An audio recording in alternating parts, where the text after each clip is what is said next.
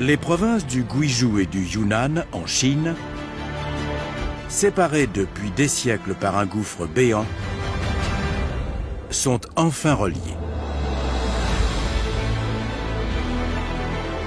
Voici le pont Beipanjiang.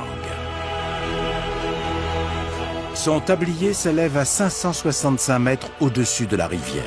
C'est le plus haut pont du monde. Ça fait un drôle d'effet d'être en dessous. Il est magnifique. C'est fou de voir une telle hauteur et une telle longueur.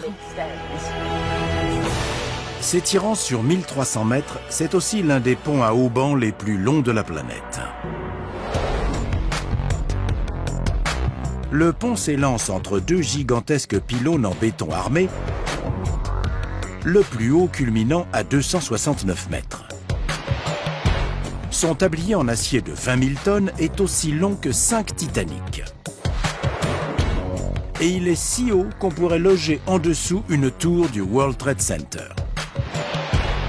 Le tablier est fixé au pylône par 400 km de haubans, soit la distance qui sépare Londres d'Amsterdam. Ce pont est unique au monde. Pour ériger une structure aussi ambitieuse, les équipes ont dû surmonter des obstacles titanesques.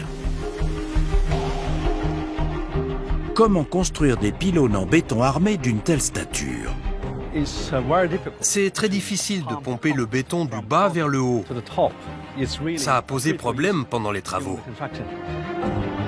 Comment assembler un tablier aussi long sur un site aussi dangereux? La vallée est tellement profonde qu'on n'en voit même pas le fond.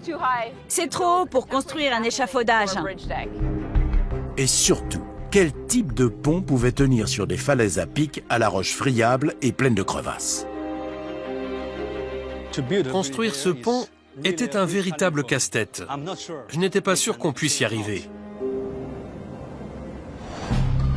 Quelle que soit leur structure, les ponts aux portées les plus longues ont souvent besoin de solides points d'ancrage dans le sol.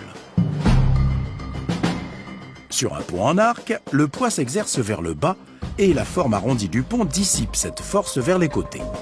Il faut donc d'énormes appuis sur les rives. Sur un pont suspendu, le tablier est arrimé à 2 câbles porteurs.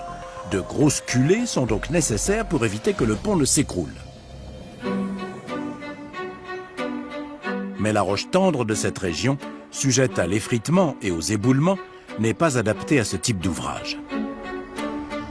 C'était un gros écueil pour l'ingénieur en chef adjoint Liu Bo.